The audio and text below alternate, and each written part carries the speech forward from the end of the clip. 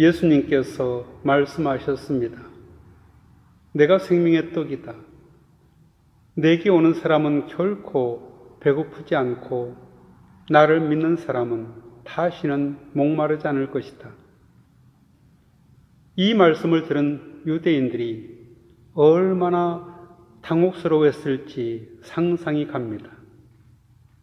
유대인들이 수군거리기 시작했습니다.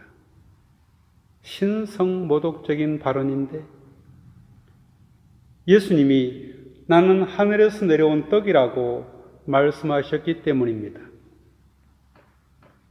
이런 논란 중에 그들이 말했습니다. 이 사람은 요셉의 아들 예수가 아닌가? 그의 부모를 우리가 알고 있지 않는가? 그런데 어떻게 내가 하늘에서 왔다고 말할 수 있겠는가? 그들은 예수님의 가족을 잘 알고 있었습니다.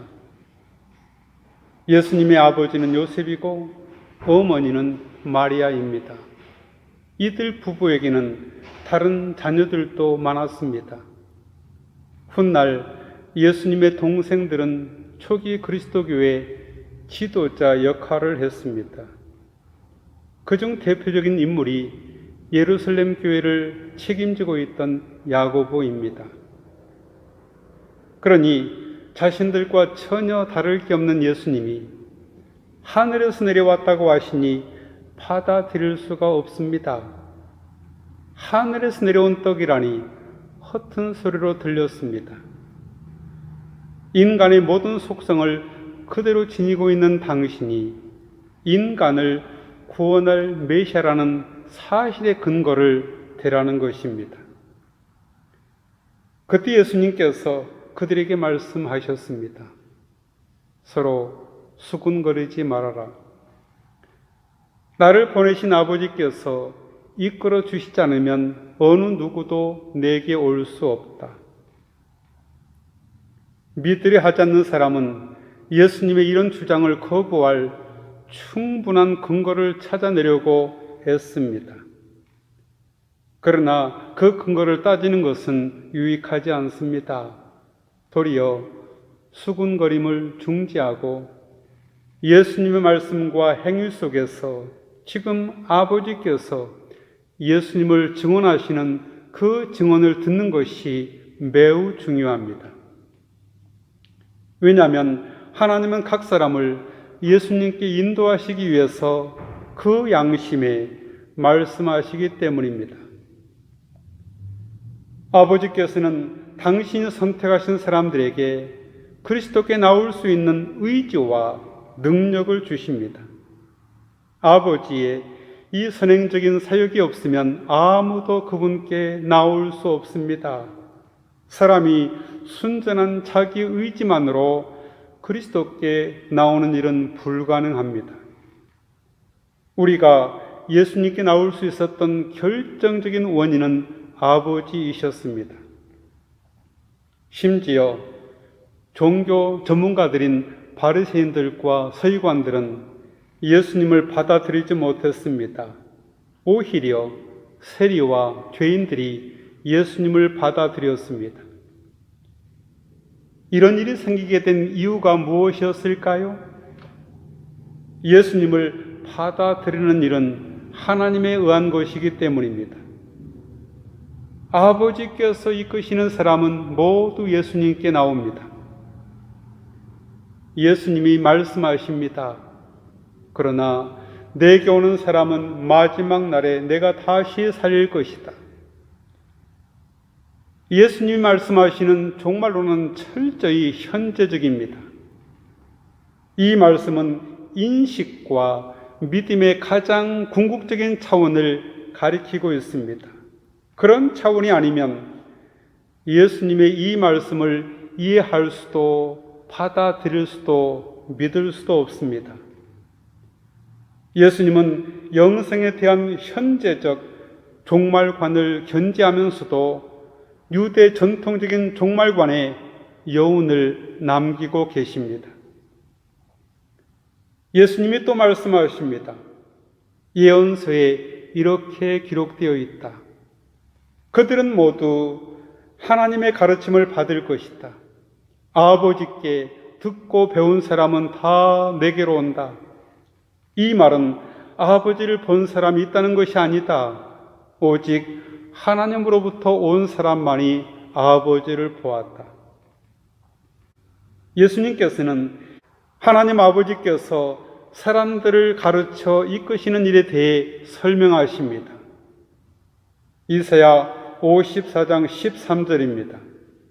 나 주가 너의 모든 아이를 제자로 삼아 가르치겠고 너의 아이들은 번영과 평화를 누릴 것이다.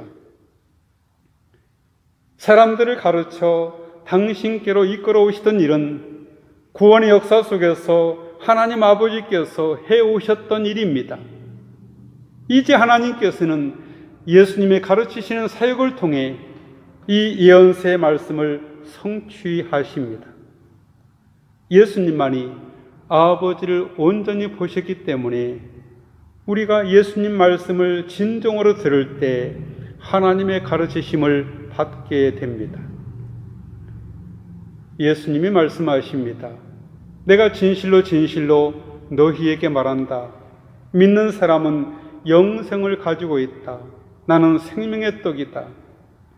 너희 조상은 광야에서 만나를 먹었지만 결국 죽었다. 만나는 아무리 먹어도 죽음을 피할 수 없습니다. 그러나 여기 하늘에서 내려온 떡이 있는데 누구든지 이 떡을 먹으면 죽지 않는다. 떡을 먹는다는 것은 떡과 존재론적으로 하나가 되는 것을 말합니다. 인간이 예수님과 분리될 수 없는 관계로 들어가는 것입니다. 그것이 믿음일 수도 있고 세례의 일일 수도 있으며 성찬에 참여하는 일일 수도 있습니다. 예수님과 하나가 된 이런 사람은 죽지 않습니다. 그렇다면 도대체 죽지 않는다는 게 무슨 뜻일까요? 죽음은 아무도 피할 수 없는 타고난 운명입니다. 하늘의 양식인 예수님을 먹는 사람이 새로운 생명으로 변화된다는 뜻입니다. 그런 생명의 변화가 곧 부활입니다. 그래서 예수님께서 내가 그를 마지막 날에 살릴 것이라고 말씀하십니다. 다시 살린다는 것은 변화된다는 뜻입니다. 그런 일은 마지막에 일어납니다. 고린도전서 15장 51절과 52절입니다. 바울 사도가 말합니다. 보라, 내가 너희에게 비밀을 말하노니 우리가 다 잠잘 것이 아니요 마지막 나팔의 순식간에 후련히 다 변화되리니 나팔 소리가 나매 죽은 자들이 썩지 아니할 것으로 다시 살아나고 우리도 변화되리라. 죽음을 다시 생각해 봅시다.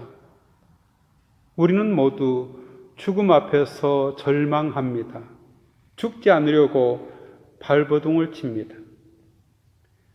우리의 삶을 완벽하게 지배하고 있는 경제 논리도 따지고 보면 죽음에 대한 무의식적인 두려움을 배경으로 하고 있습니다. 그런 두려움이 없다면 돈 앞에서 피굴해지지 않을 것입니다. 거기에 영혼을 팔아 넘기지 않을 것입니다. 그럼에도 불구하고 삶의 마지막인 죽음을 통과하지 않으면 새로운 생명, 곧 영원한 생명으로의 질적인 변화인 부활에 참여할 수 없습니다. 이제 죽음의 내면을 들여다봅시다. 우리가 죽으면 더 이상 먹을 수 없습니다. 모든 탐욕으로부터 자유로워집니다. 예쁘게 보여야겠다는 미에 대한 강박도 없습니다. 남에게 인정받아야겠다는 인정 욕구도 사라집니다. 그래서 죽음을 영원한 안식이라고 부릅니다. 그 순간이 기다려지지 않습니까? 역설적이지만 죽음은 그런 충동으로부터 해방된다는 뜻입니다. 다시 예수님 말씀으로 돌아가 봅시다. 요한복음서는 예수님의 공생의 전체를 하나의 성만찬으로 제시하고 있습니다. 나는 하늘에서 내려온 살아있는 떡이다. 누구든지 이 떡을 먹는 사람은 영원히 살 것이다. 내가 줄 떡은 나의 살이다. 그것은 세상에 생명을 준다. 예수님의 살을 먹고 예수님의 피를 마시는 사람이 그리스도인입니다. 그러면 예수님은 인자 곧 사람의 아들이신데 어떻게 그분의 살을 먹고 그분의 피를 마실 수 있을까요? 그분은 로고스이십니다. 그분은 하나님의 말씀이십니다. 그 말씀이 육신이 되셨습니다. 그러므로 그분의 살과 피를 먹고 마신다는 것은 그분의 말씀의 살을 먹고 그분의 말씀의 피를 마신다는 뜻입니다. 하나님의 진리의 말씀을 먹고 마심으로써 그것이 나의 살과 피가 됩니다. 그분의 살과 피를 먹고 마심으로 오병이어를 경험한 5,000명처럼 포만감에 젖는 것이 아닙니다. 예수님의 순환과 부활에 동참한다는 것을 의미합니다. 따라서 우리는 알아야 합니다. 예수님의 살을 먹고 피를 마신다는 것이 얼마나 어려운 일인지를, 진리를 살로 먹고 피로 마십니다. 예수님의 말씀이 나의 살과 피가 될 때 당연히 예수님은 내 속에 거하십니다. 인자가 내 안에 거하시는 것입니다. 로고스가 거하는 것입니다. 진리가 거하는 것입니다. 생명이 거하는 것입니다. 이제 하나님의 말씀이 내 양심에 명령하십니다. 그러므로 믿음 곧 신앙은 인간의 성취가 아니라 하나님의 선물입니다. 오직 예수님만이 생명을 주십니다. 이것은 삶의 결단을 촉구하는 강력한 메시지입니다. 그것은 우리 실존의 결단입니다. 하나님의 말씀을 향해 살자는 이가 어찌 생명을 얻을 수 있겠습니까? 예수님이 영생의 떡인 이유는 하늘에서 내려왔기 때문입니다. 하늘이라는 단어는 성경이 궁극적인 생명의 세계를 말할 때마다 썼던 메타포, 은유입니다. 하늘은 마지막 때 완성될 생명이 은폐되어 있는 곳을 가리킵니다. 지금 우리의 생명은 완성된 게 아닙니다. 우리는 지금 이리저리 파편처럼 조각난 삶을 버텨내고 있습니다. 우리의 생명은 마지막 때 비로소 완성될 것입니다. 그때가 되어야 우리는 생명의 진면목을 보게 될 것입니다. 그때까지 생명은 은폐되어 있습니다. 참된 생명이 은폐되어 있는 그곳을 성경은 하늘이라고 합니다. 예수님은 바로 하나님의 아들이시기에 그가 하늘에서 내려온 생명의 양식입니다. 그 양식을 먹는 사람은 죽지 않습니다. 영생을 얻습니다. 아니, 이미 얻었습니다. 마지막 때의 생명이 선취 곧 먼저 얻게 되었습니다. 궁극적인 생명이 은폐된 하늘은 이미 우리 곁에 와 있습니다. 예수님께서 하나님 나라가 가까이 왔다고 말씀하신 것처럼 그 하늘은 바로 우리 앞에 당도해 있습니다. 하늘은 현실을 초월하는 방식으로 여기 현실 안에 내재해 있습니다. 우리는 마지막 날 살리신다는 약속을 주님으로부터 받았기 때문에 죽음과 삶의 문제를 이제 더 이상 고민할 필요가 없습니다. 마지막에 일어날 새로운 생명으로의 변화를 기다리기만 하면 됩니다. 같이 기도하겠습니다. 언제나 저희를 사랑하시는 하나님, 하나님의 아들 예수 그리스도께서 자기 몸을 세상을 위한 생명의 떡으로 내어주셨습니다.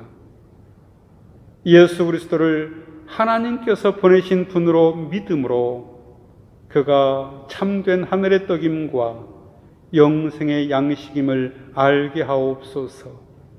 예수님의 이름으로 기도하옵나이다. 아멘.